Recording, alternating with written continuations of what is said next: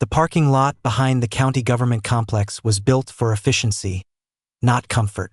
A grid of concrete divided into uniform rectangles, each space lit by tall fluorescent poles that hummed faintly in the quiet of early morning. The light was colorless, an illumination that did not warm but exposed. It flattened the world into surfaces and angles, stripping depth from every object it touched. Samuel Orr stood beside his old sedan, a faded blue car with a stubborn rattle and a clean interior. The morning air was cool enough to make him keep his hands in his jacket pockets. His posture was relaxed but alert in the way a man grows alert after decades of navigating public spaces that do not return the courtesy of safety. His wife was inside the clinic, somewhere behind the brick walls, undergoing a routine test she had postponed too many times. She had insisted he didn't need to wait out front, but he preferred being close, being available, being visible. From the far end of the lot came the sound of footsteps, 2 sets, steady, purposeful. They echoed against the expanse of cement, carrying the authority of people who did not need to justify their direction. Samuel turned slightly, not fully, only enough to see the pair of officers emerging from between parked government vehicles. Their uniforms absorbed the fluorescent light with a dull sheen. The badges on their chests caught the glow sharply, as if polished moments before. Their posture said everything before they opened their mouths. One officer, tall, squared shoulders, jaw clenched, took the lead. The other followed a step behind, a deliberate formation. They walked with the confidence of men who believed the environment belonged to them, and therefore, everyone in it did, too. Samuel did not move. He kept his fingertips tucked against the inner lining of his jacket pocket, brushing lightly against the soft, worn edge of his leather wallet. The wallet had been with him for more than 2 decades, creased, softened, and folded so often it felt like a second palm. He carried it carefully everywhere, never tossed, never forgotten. "Sir," the lead officer's voice cut through the still air. "Step away from the vehicle." The words landed not as a request but as an assessment already made. Samuel blinked, slow and calm. "I'm standing beside it," he said quietly.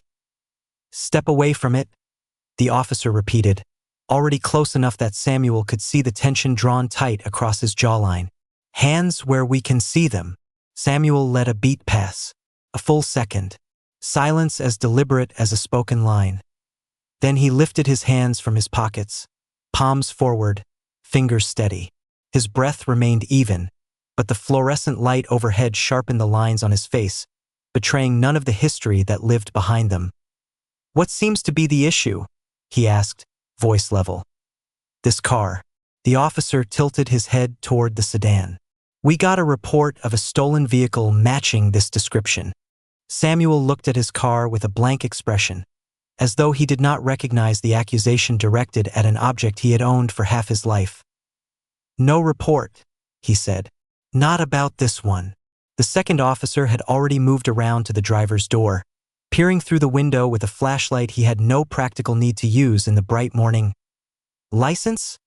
the lead officer demanded. Samuel did not reach for anything. He kept his hands suspended in the air between them. "My license," he said slowly, "is in my wallet, back inside my pocket." His tone made clear he would not move without instruction. The officer's eyes narrowed. "Then move slowly and get it." Samuel lowered one hand carefully, methodically. His fingers brushed the wallet again, the familiar touch grounding him, connecting him to his own sense of self while the space around him tried to strip it away. He pulled the wallet free, creased edges, soft leather, a shape molded by years of careful handling. The symbol appeared clearly now, framed by the cold light. He held it up. The officer took a half-step closer. "Open it." Samuel began to unfold it. Even the simple motion of opening the wallet felt exposed under their gaze. He retrieved his license and extended it. The officer snatched it rather than took it. "Registration?" the second officer barked from the far side of the car. "In the glove compartment," Samuel answered. The flashlight beam flicked across the interior as though searching for contraband rather than a stack of neatly organized documents. Papers were rustled, tapped, lifted. The narrative of suspicion was already being written in their movements. The lead officer studied the license without really looking at the man who handed it to him. His finger traced the birth year. His eyebrow rose slightly. 80? He looked back up. You're how old? 78, Samuel replied. The officer let out a thin, humorless exhale. And this is your vehicle. Samuel did not respond immediately. The pause was measured, a silent refusal to treat the question as valid. Yes, he said. The officer waited, expecting elaboration that Samuel did not provide. The silence hung there, heavy, accusing. Behind them, a sliding clinic door opened briefly, letting out a thin beep of an automatic sensor and a faint antiseptic scent. No one stepped outside. The second officer emerged from the driver's side holding Samuel's registration between two fingertips. The paper fluttered slightly in the breeze. Looks old, he said. It's current, Samuel answered. You changed plates recently? No, the two officers exchanged a look short, practiced, the kind developed over years of working together. A look that said, we've made up our minds. The lead officer stepped closer, invading Samuel's space with the casual entitlement of someone who believed proximity was a weapon he was entitled to wield. Sir, he said, we're going to need you to turn around. Samuel exhaled once. Not loudly, not defiantly, simply exhaling the way a man exhales when he knows the path before him is already set. For what reason? He asked. Turn around, the officer repeated. Hands behind your back. Samuel looked past the officer to the rows of empty parking spaces, illuminated, silent, watching. The lot stretched outward like a wide, indifferent arena. Nothing moved. Nothing interfered. He finally turned. The cold air touched the back of his neck. His hands settled behind him with the calm resignation of someone who had spent a lifetime mastering the art of staying still in the presence of unnecessary power. The officer grabbed his wrists too tightly, as if to punctuate the moment, and the metal cuffs snapped shut with a sound that cut through the space more sharply than any siren could have done. A brief flash of pain shot up Samuel's arms as the steel pinched skin. The officers said something to each other, but the words faded beneath the hum of the fluorescent poles. The sedan stood in front of him, its hood catching the morning light in a silent reflection. The wallet, now tucked back into his pocket by the officer searching him, had vanished from his sight, and yet he felt its absence as if something essential had been placed at a distance. He leaned forward as instructed, his chest pressing lightly against the car's cool surface. The lot stretched wide around him, orderly, bright, exposed. A diagram of power. A place where a man could be made small with startling efficiency. And there, in that flat, fluorescent light, the machinery began to turn. The precinct's rear entrance swallowed them whole. A steel door thudded shut behind Samuel, sealing out the morning and replacing it with a stale, recirculated air that carried the scent of bleach, coffee grounds, and old paper. The hallway stretched ahead in a narrow line, its linoleum floor polished to a dull shine by countless shoes that had walked it under far worse circumstances. The officers did not speak as they led him forward. Their silence was not hesitation. It was protocol, a rhythm learned in training rooms and internal memos. Efficient, impersonal, unquestioned. Samuel's footsteps were measured. He kept his head level, eyes forward, observing without revealing he was observing. A set of double doors opened into processing. Fluorescent tubes buzzed overhead like a constant, thin irritation. Their light washed the room in a pale, desaturated glow that made every surface, every metal fixture, every scuffed tile, look colder than it was. A uniformed clerk behind a plexiglass window slid a clipboard onto the counter without looking up. The officers exchanged brief words, low and clipped. A form was stamped. Samuel's name was mispronounced twice. No one corrected it. A beige plastic tray awaited his belongings. The officer who had cuffed him reached for Samuel's pocket. The wallet emerged, soft leather, familiar shape, the symbol that had defined the morning. But here, under this light, it seemed smaller, vulnerable, treated as an object instead of an extension of a life. It was placed in the tray. The clerk reached through a narrow opening, retrieved the wallet with gloved hands, and slid it into a transparent evidence bag. The bag crackled sharply as it sealed, the sound echoing far more loudly in the small room than it should have. A sticker label was printed and slapped on with mechanical indifference. Samuel Orr Personal EFFs. The wallet was then carried to a metal shelf behind the glass. Placed high, out of reach, out of view unless one craned their neck. Samuel watched it disappear from his immediate world. A quiet ache pressed behind his ribs. Not fear. Not panic. Just absence. The officers guided him down another hallway toward Holding 2. On the way, the precinct's noises layered into a steady murmur. Ringing phones, clicking keyboards, the brief squeal of a printer, footsteps that came and went in uneven patterns. An institutional heartbeat. The door to the holding room opened with a heavy groan. Inside, the space was painfully small. Gray walls without texture. A steel table bolted to the floor. 2 chairs, one metal, one plastic, both uncomfortable by design. A single camera in the top corner blinked its red indicator light in slow intervals, like a watchful "I never fully awake." The officers uncuffed him and gestured toward the metal chair that he sat without a word. The taller officer, the one who had taken the lead outside, remained standing. The other sat opposite Samuel, placing a tablet on the table with a sharp clack that cut through the stagnant air. "Name," the seated officer said. Samuel looked at him, silent. The officer sighed, tapped the tablet. "We have your license, but you can confirm it." Samuel let the silence continue. It stretched thin across the space. Tense, deliberate, undeniable. The taller officer folded his arms. "Not talking isn't going to help you." A small tilt of Samuel's head.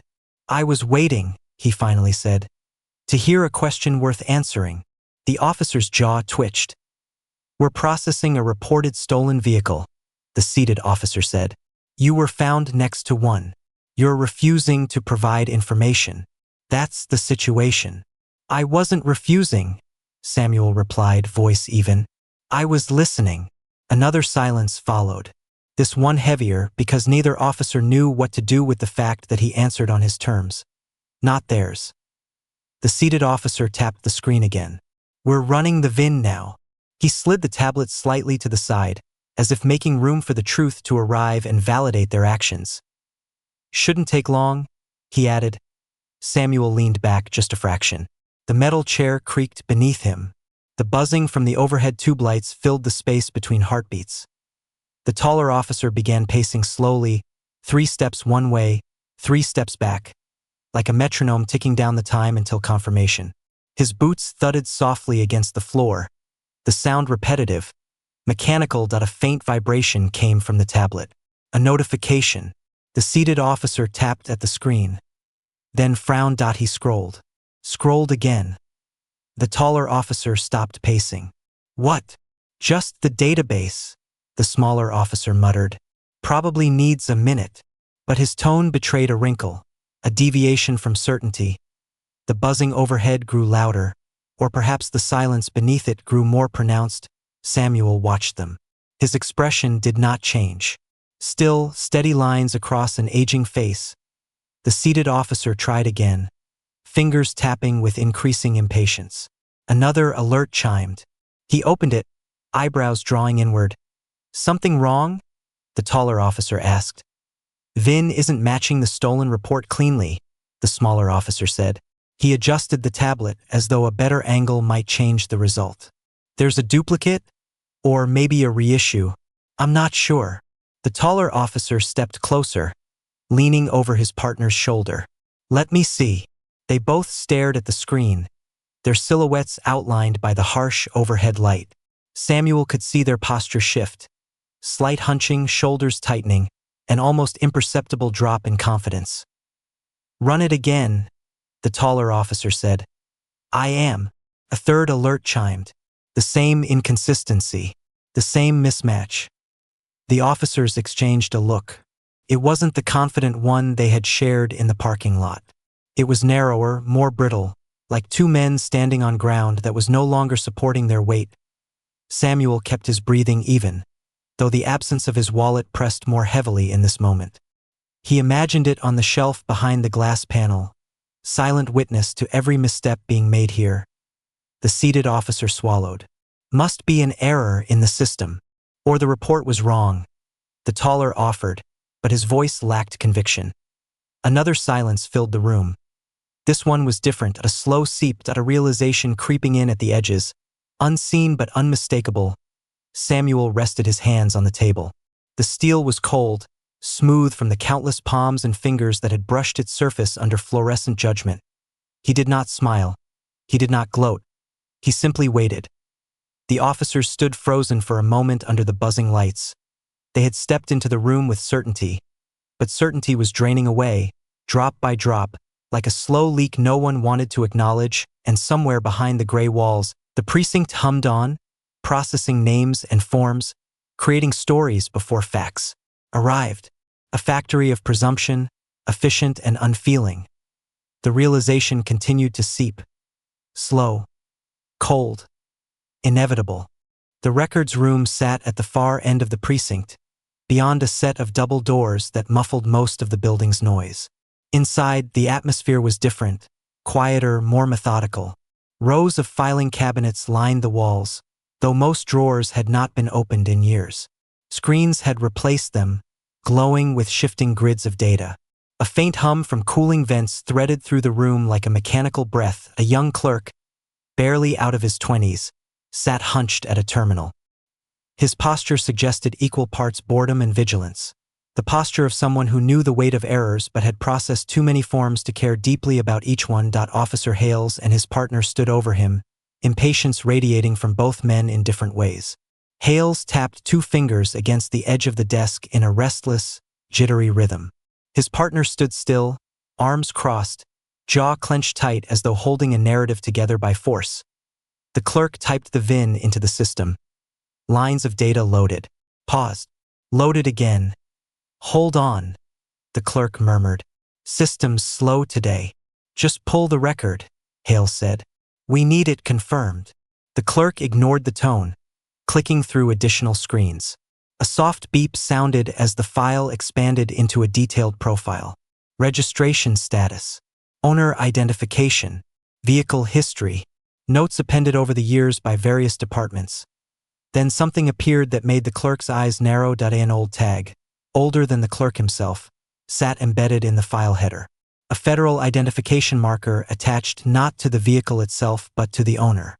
A tag labeled Federal Engineering Bureau, RET. Badge #S 14-009. The clerk scrolled further. The owner's name filled the screen. Samuel Orr registered address. Matching license number. Matching photo. Everything aligned with the man sitting silently 2 rooms away. The clerk blinked, uncertain for a moment whether to speak. Officers? Hales leaned in, impatient, certain. Well, this car isn't stolen. The clerk's voice stayed level, professional.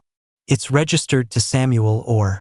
He's been the owner for 37 years. Hales froze, just briefly. His partner frowned. That can't be right. Run it again. I already did, the clerk said. 3 times. Hales's fingers stopped tapping. And the clerk hesitated as he reached the older ID tag. There's a federal designation. Looks like a service badge connected to a government engineering program.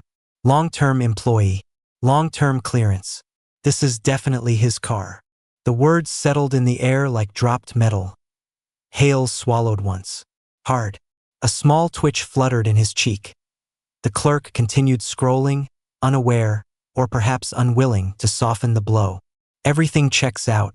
This man has no theft report against him, no outstanding issues. The vehicle's fully legal. A long silence followed. Hales's partner stepped back slightly, shifting his weight. We detained him on a mistaken report, he muttered. His voice was low, almost inaudible. No, Hales snapped too quickly. No, the match must be off. The witness reported. The witness was wrong, the clerk said, unwavering. The VIN is clean. The owner is clean. The service tag means he probably worked in infrastructure or design.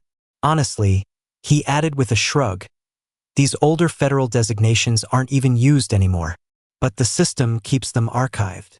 He clicked on the ID tag. An image loaded. An old badge appeared on screen.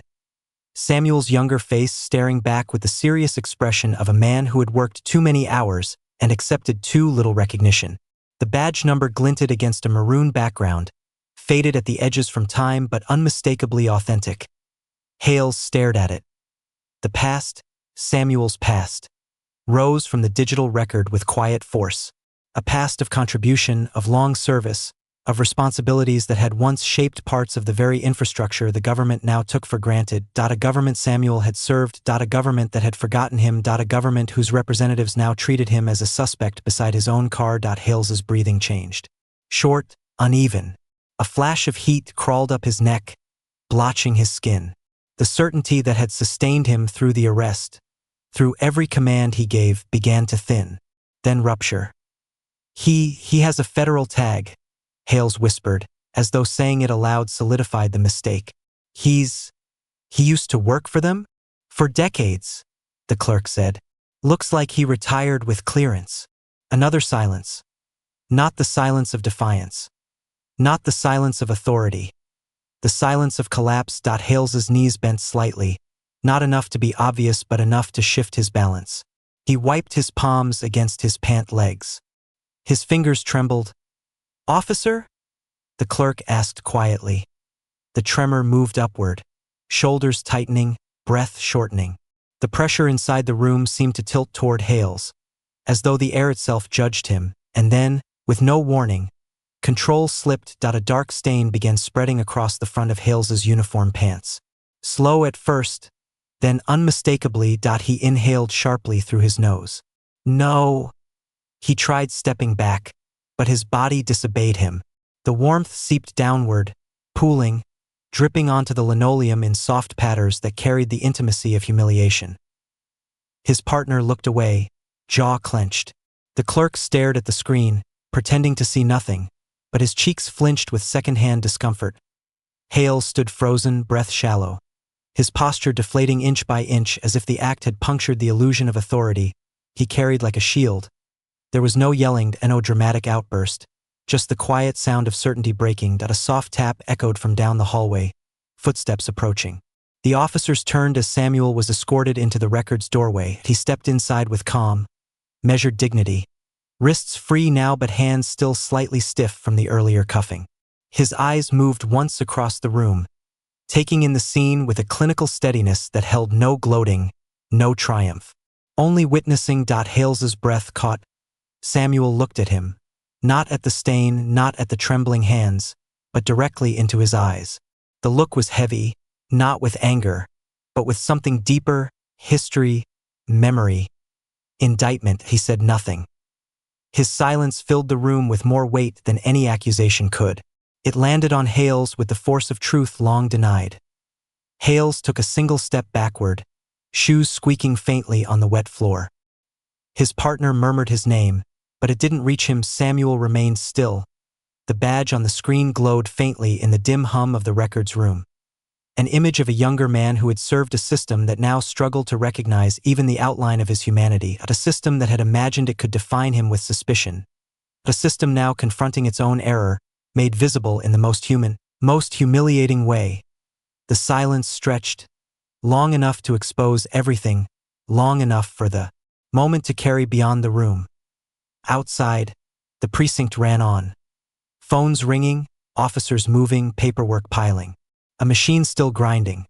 But here, in this small, fluorescent-lit chamber, the fragility of that machine was laid bare. All it took was a truth resurfacing from an old file to crack its veneer, and the breaking continued, one drop at a time. The meeting room had been arranged with a precision meant to imply order. A long rectangular table dominated the space, thick laminate, wood-patterned but unmistakably artificial. 12 chairs surrounded it, though only 4 were needed. 2 water pitchers sat at the center, their condensation beating down identical glass surfaces. No cups had been placed beside them. The air carried the stale, unmistakable scent of bureaucracy. Recycled ventilation, dry paper, and the faint tang of carpet cleaner that never quite masked the years of accumulated footsteps. A supervisor waited at the head of the table. His posture was composed but rigid, hands folded in front of him as if bracing for a conversation he wished someone else had to conduct. The two officers entered next, Hales walking with stiff, awkward steps, his replacement uniform trousers doing nothing to erase what had happened in records. His partner avoided eye contact with everyone. Samuel Orr was escorted in last. He walked slowly, deliberately, his expression unreadable but his presence unmistakably solid. He took the seat opposite the supervisor, facing the length of the table rather than its head, positioning himself neither subordinate nor confrontational. Simply present, the door clicked shut behind him. The hum of the building settled around them. A thin folder lay before the supervisor. Beside it, Samuel's wallet, still sealed in the evidence bag, had been placed with careful deference. Next to it rested the printout of the old federal ID badge, retrieved from the system and brought here as if it might serve as some form of restitution. The objects felt like offerings left at an altar. Mr. Orr, the supervisor began, clearing his throat. We appreciate you taking the time to meet with us. I'd like to clarify a few things and ensure we handle this matter appropriately. Samuel said nothing. The supervisor continued. First, let me acknowledge that there appears to have been. He paused, searching for a word that would neither admit liability nor sound dismissive. A miscommunication. Silence. The supervisor shifted slightly. The officers remained still.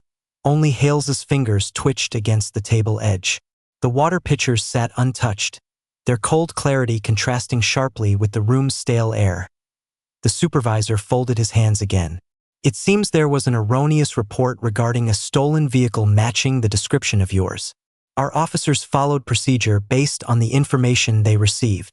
Samuel's eyes moved to the wallet in the evidence bag. A symbol of identity reduced to inventory. The supervisor followed his gaze. Your belongings should not have been taken for long. They will be returned now. He slid the bag forward across the table, stopping just within Samuel's reach. Samuel did not touch it. Hale swallowed. His partner stared at the table as though it might offer escape. The supervisor pressed on, filling the silence as if silence itself were a problem to be solved. We recognize that the situation escalated unnecessarily. Officer Hales and Officer Dent have acknowledged that their approach may have been. Another pause, more careful this time. Overly assertive. Samuel's hands rested lightly on the table, fingers unmoving. Hales finally spoke, voice brittle. Sir, I didn't intend. The supervisor cut him off with a subtle gesture. We are addressing internal concerns separately.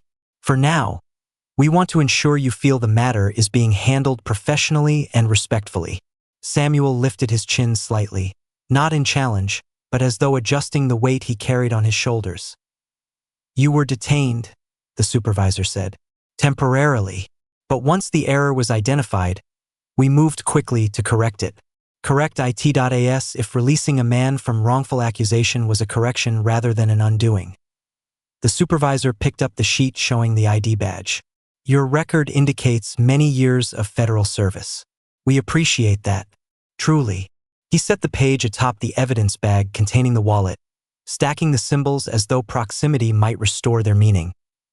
We are prepared to offer a formal apology, he added, and ensure this does not recur. Silence settled again, but this silence felt different, denser, weighted with expectation. The air in the room thickened, pressing against the walls. Samuel let it linger, he let it expand. Only after a long, measured moment did he shift his hand forward, not to take the wallet, but to gently turn the badge page so it faced the supervisor fully. Then he spoke. A single sentence. Your procedures forgot I was a person before they forgot who I was. The words landed with surgical precision. Quiet, plain, undeniable. The supervisor's face tightened. Hales lowered his head. The second officer closed his eyes briefly, as if bracing for impact. Nothing in the room moved. Not the pictures. Not the papers. Not the air. Samuel placed his fingertips on the evidence bag at last. He did not pull it toward him. He merely touched it, acknowledging its presence without accepting what it symbolized. Dignity could not be sealed in plastic, catalogued, mishandled, and then returned as though nothing had happened. The supervisor's voice, when it came, was softer. Mr. Orr, I understand. But the sentence had already exposed the hollow gap between understanding and action. Samuel stood. The room seemed to shift around him, the fluorescent lights dimming in effect if not in brightness. Hales instinctively straightened, unsure whether to rise as well. Samuel picked up the evidence bag then, not hurriedly, not gratefully. Just with a steady grip that reclaimed ownership without granting forgiveness, he turned toward the door. The supervisor did not stop him. Neither officer spoke. Silence became the only appropriate language as Samuel left the room. The table remained set exactly as the institution intended. A place for order, explanation, absolution. But its symmetry now felt hollow. A courtroom without a judge. A space built not for justice, but for preservation of the system's own image. The picture sat untouched, cold and clear, reflecting the fluorescent light with sterile indifference, and the institution, confronted by its own reflection in Samuel's single sentence, had nothing left to say. The hallway stretched long and narrow, the kind of corridor that imposed both distance and attention. Fluorescent lights hummed overhead, but their brightness seemed weaker here, dulled by years of persistent use. Framed commendations hung along the walls, shiny plaques honoring officers for years of service, medals, and commendations. Names listed in crisp typefaces, photographs of younger faces smiling behind uniforms. Faces that had never truly acknowledged him, never accounted for him as more than a statistic, a passing note in their reports. Samuel walked slowly. Each footfall sounded against the linoleum with a subtle firmness that contradicted the weight pressing at his shoulders. His gaze moved only occasionally to the plaques, not in resentment but in recognition. A history that existed parallel to his own, but one that had failed to intersect with him honestly. At a desk to his left, a pair of young clerks paused mid-typing. Their whispers froze, retreating under the presence of a man whose dignity had been tested and survived. Samuel did not slow his pace. He did not offer acknowledgement. He simply passed. Each step was deliberate, each movement measured. The old leather of his jacket brushed softly against his shirt, and instinctively he straightened his collar. Another glance came from a passing officer, idle curiosity at best, but Samuel straightened again, slightly firmer. Another motion of reclamation, each subtle adjustment a statement of presence. His hands were no longer bound, yet he did not carry the evidence bag. That would come later when he could place it somewhere on his own terms. For now, the act of walking, upright, visible, was enough. The end of the hallway opened into the lobby, and sunlight poured in through large windows, a striking contrast to the artificial glow that had dominated the interior. The light hit the polished floor in angular patterns, reflecting onto the walls and the faces of those who moved within. Outside the lobby doors, the world waited, indifferent, vast, unaltered. Clara was there. She had been searching for him, pacing the sidewalk in the early hours, her coat pulled tightly against the wind. When she saw him, she paused, her hands lifting slightly, the motion caught between relief and disbelief. Samuel approached, slowing only to allow her to close the distance. He offered no words at first. She reached for his arm. His hand met hers lightly, and the simple contact carried more meaning than any conversation could. "You're okay?" she asked, voice hushed. "I am," he said, plain, precise, controlled. Clara looked past him briefly, toward the precinct's entrance, where the glass doors reflected the early sunlight. The building loomed, unchanged, unmoved. It did not notice them. Its walls contained no apology. Its halls retained their indifference. You didn't," she started, the sentence breaking off as she swallowed the thought. Samuel shook his head slightly. "No," he said. "I walked out." The words were minimal, but the weight was immense. They did not speak of triumph or anger. They spoke of continuity, of having endured, of reclaiming the simplest dignity. To exist in the world without being diminished by its machinery. He adjusted his collar one last time, feeling the familiar leather of his wallet beneath his jacket, the faint imprint of its presence reminding him that some things remained his alone. The city stretched before them, streets lined with indifferent storefronts, buses moving past without acknowledgement, pedestrians absorbed in their own worlds. It was a city that would continue to hum, unmoved yet their presence. A man restored to dignity and the woman who had waited became a quiet act of resistance. Small but persistent Clara held his arm as they stepped onto the sidewalk. Their pace was unhurried, deliberate, synchronized in rhythm. Samuel's gaze flicked toward the sunlight again, and for the first time in hours, his shoulders relaxed. The shadows cast by the buildings fell across their path, but the light pressed in as well, uneven but undeniable that he did not need to speak. The act of moving forward, upright, fully himself, was declaration enough. Behind them, the precinct stood as it had all morning, unaware, methodical, continuing its work with precision and order. The fluorescent lights hummed behind the thick glass, the corridors inside humming with bureaucratic certainty. Inside, the stories continued, reports continued, forms continued. Outside, Samuel and Clara walked on. One step, another, each straightened collar, each careful movement, a reclaiming of space denied, a testament to quiet persistence. The city remained indifferent, but they were not diminished by it. And in that motion, in the slow burn of reclaimed presence, the world narrowed, sharpened. Each act of being visible, each deliberate breath, became its own form of protest. The light continued to shift, touching them unevenly, exposing some features while hiding others. Samuel adjusted once more, a subtle gesture, small yet immense.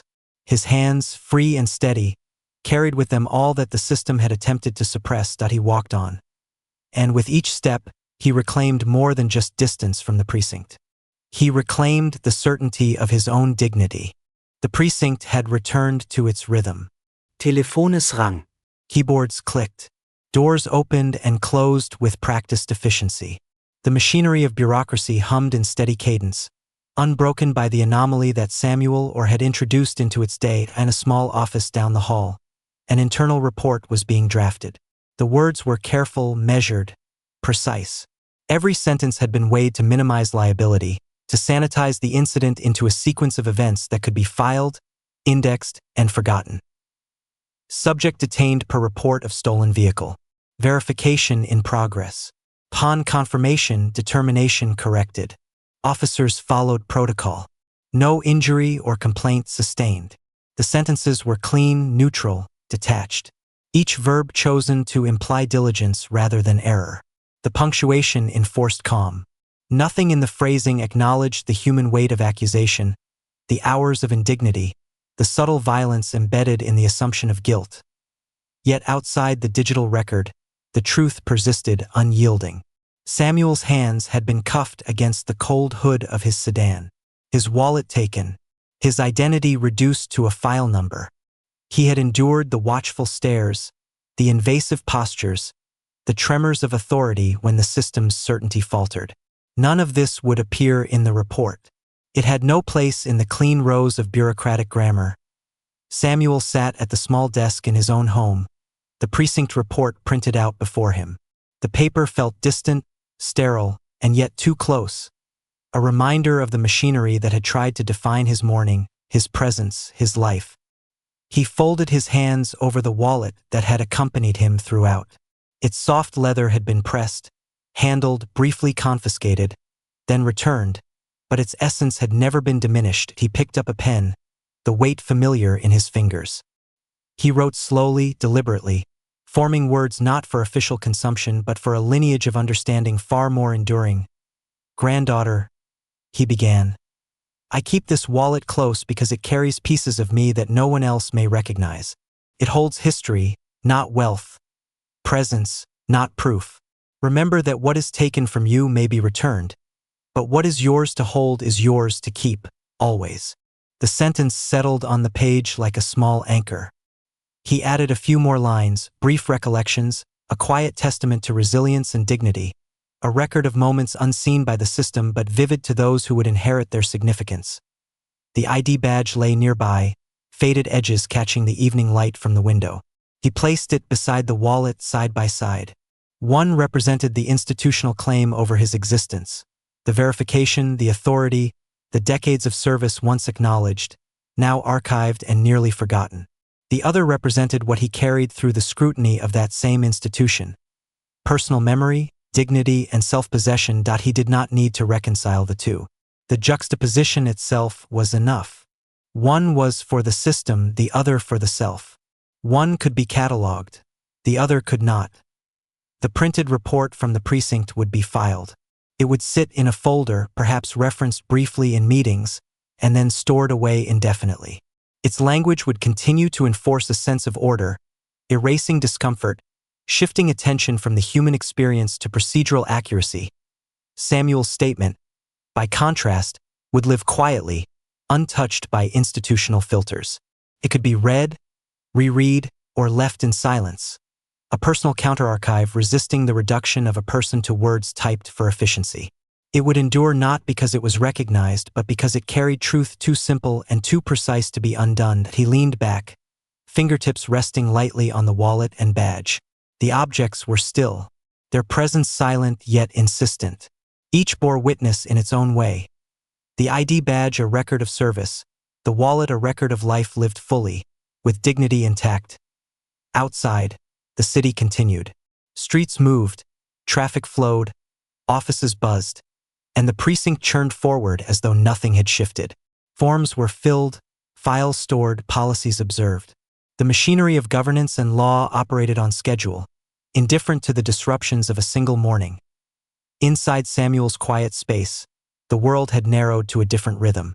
One that did not require permission, did not need validation, and could not be interrupted by procedural authority. One that maintained clarity without compromise. He closed his eyes briefly, feeling the texture of the wallet beneath his fingertips. The softness, the worn edges, the folds, all tangible proof of continuity, of survival, of self-possession. Beside it, the faded ID badge lay with equal weight, a reminder that the system's recognition was neither total nor necessary for his dignity to remain intact. In that small, intentional alignment of objects, he understood the persistence of truth beyond bureaucracy. He had endured, he had witnessed, and he had recorded, in a way the system could not touch, the essence of his own history. The room was quiet now, the sun fading along the horizon, casting long shadows across the desk. The city outside moved on with mechanical certainty. The precinct continued its work. Forms would be signed, procedures observed, reports filed. But in this quiet domestic space, the counter-archive existed. The wallet and the badge, aligned side by side, testified to what could not be erased. The moral weight of dignity, the endurance of personal history, the permanence of human witness beyond procedural control. Samuel placed the pen down, steady, his statement complete. The objects remained patient, unaltered, impervious to omission or erasure, and in that stillness, he understood a truth broader than the precinct, broader than any report. Institutions could continue to churn, errors could be sanitized, authority could assert itself endlessly, but the weight of lived experience, recorded with care and clarity, endured beyond their reach. He rose, leaving the page where it belonged. The wallet and badge remained. The system would continue, but so would the truth, and the two could coexist, unmoved by one another, in their separate domains.